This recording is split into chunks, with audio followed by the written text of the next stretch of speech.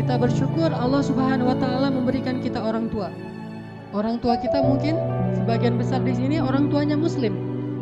Dan sebagian besar juga orang tuanya adalah orang tua yang bertanggung jawab, yang habis-habisan buat anaknya. Tetapi ada yang lebih besar dari sekedar rasa syukur itu, yaitu penyesalan. Penyesalan karena kita belum sampai hari ini menunaikan hak orang tua kita. Atau lebih penyesalan lagi, kalau kenyataannya salah satu atau kedua orang tua kita itu telah tiada, sehingga hampir tidak punya lagi kesempatan bagi kita untuk membaktikan diri dan membalas jasa-jasa mereka. Dan Tuhanmu telah memerintahkan supaya kamu tidak menyembah selain Dia, dan hendaklah kamu berbuat baik kepada ibu bapakmu dengan sebaik-baiknya. Jika salah seorang di antara keduanya atau kedua-duanya sampai berusia lanjut dalam pemeliharaanmu, maka sekali-kali janganlah kamu mengatakan kepada keduanya perkataan uf, dan janganlah kamu membentak mereka, dan ucapkanlah kepada mereka perkataan yang mulia, dan rendahkanlah dirimu terhadap mereka dengan penuh kasih sayang, dan katakanlah, Ya Rabbana, kasihanilah mereka berdua sebagaimana mereka telah mendidik aku sejak kecil. Wa qur rabbirhamhuma kama rabbayani shaghira, dan katakanlah, Ya Rabbi, kasihanilah mereka berdua sebagaimana mereka telah menyayangi dan membesarkan kami dari sejak kami masih kecil.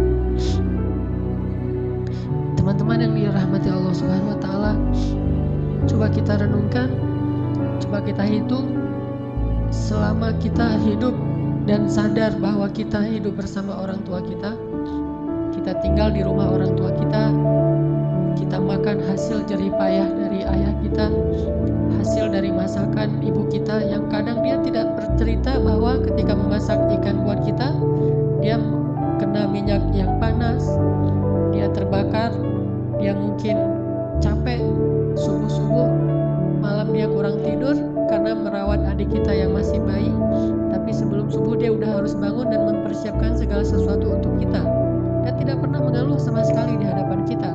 Bahkan dia tidak mau mengeluh ketika kita menyakiti perasaannya. Coba renungkan dengan jujur, selama kita hidup bersama orang tua kita, berapa kali kita mengatakan uffin kepada kedua orang tua kita? Berapa kali kita bilang uff kepada ayah ibu kita? Padahal waktu itu ayah ibu kita belum merepotkan kita sama sekali.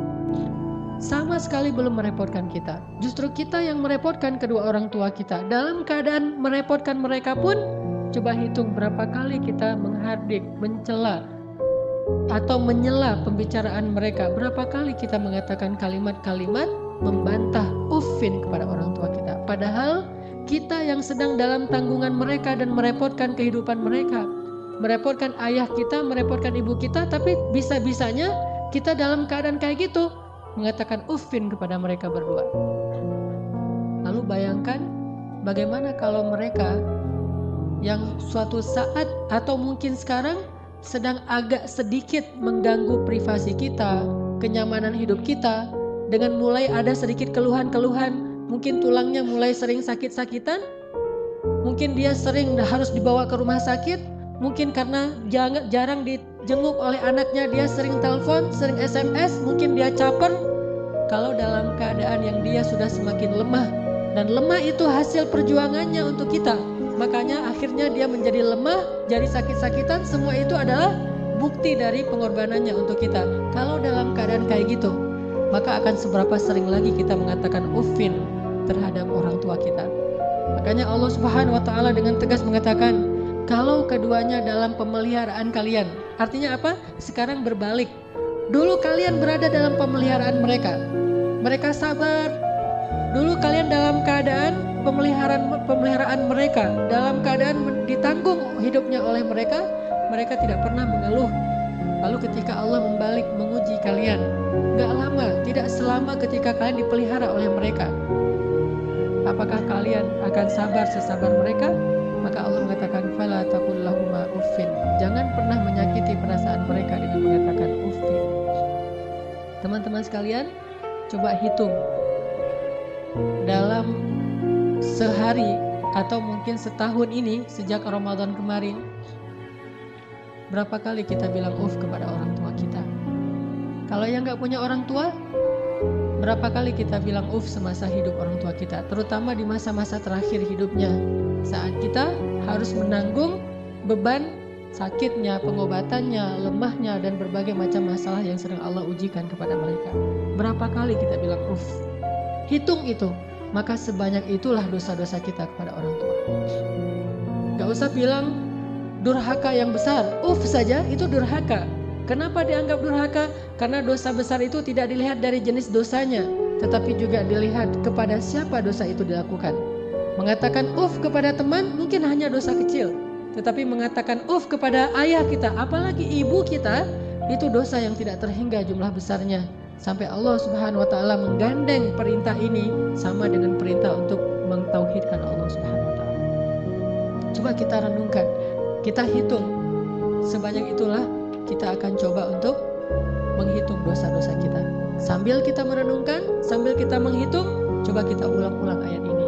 Surat Al-Isra ayat 23. Bismillahirrahmanirrahim. Silakan.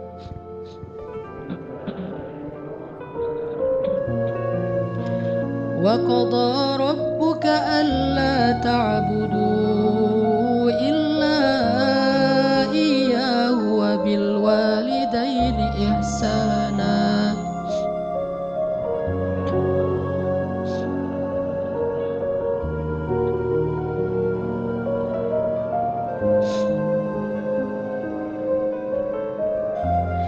Imma yablughanna 'indakal kibara ahaduhuma aw kilahuma fala taqul lahumā uff.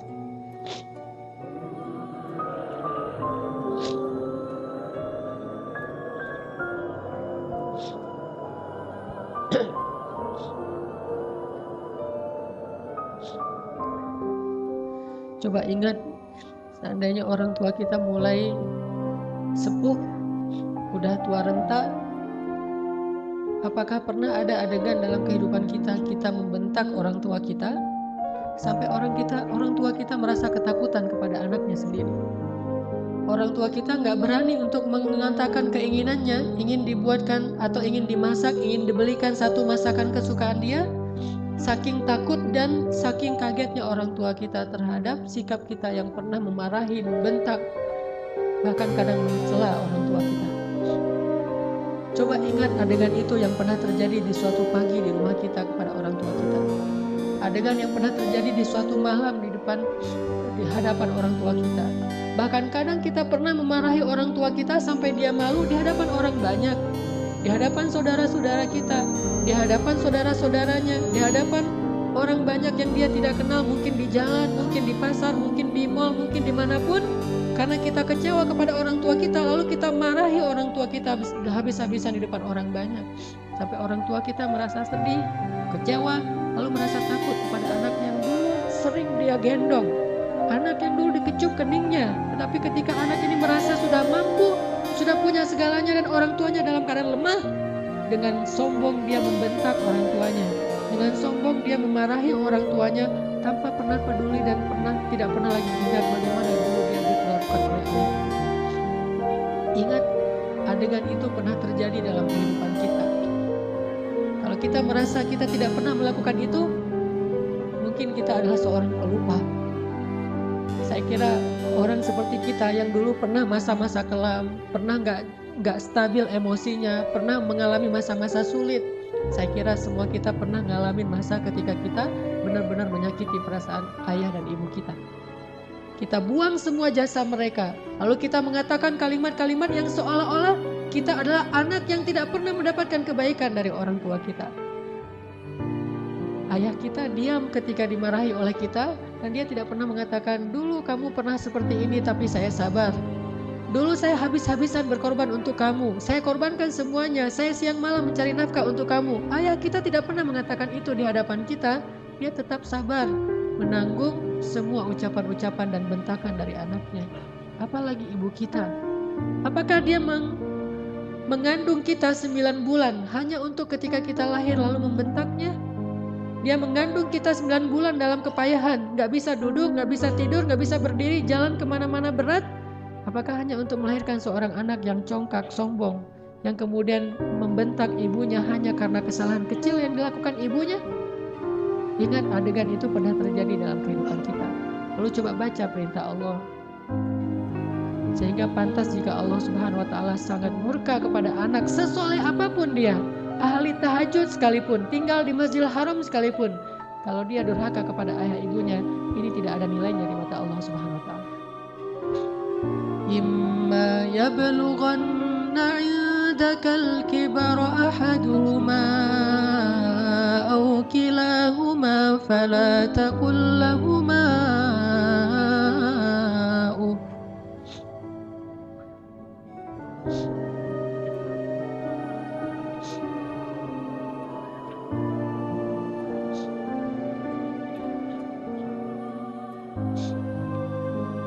Seandainya salah satu dari mereka atau keduanya tumbuh atau hidup bersama kalian dalam tanggungan kalian, maka janganlah sekali-kali kalian mengatakan kepada keduanya kalimat-kalimat yang menyakiti. Uffin.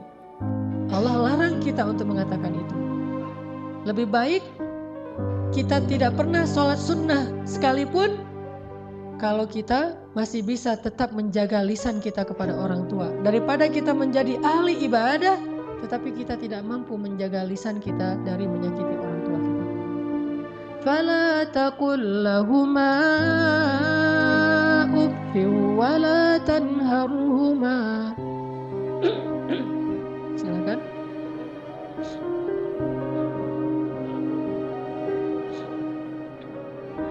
Fala taqul lahumā uffin wa la tanharhumā.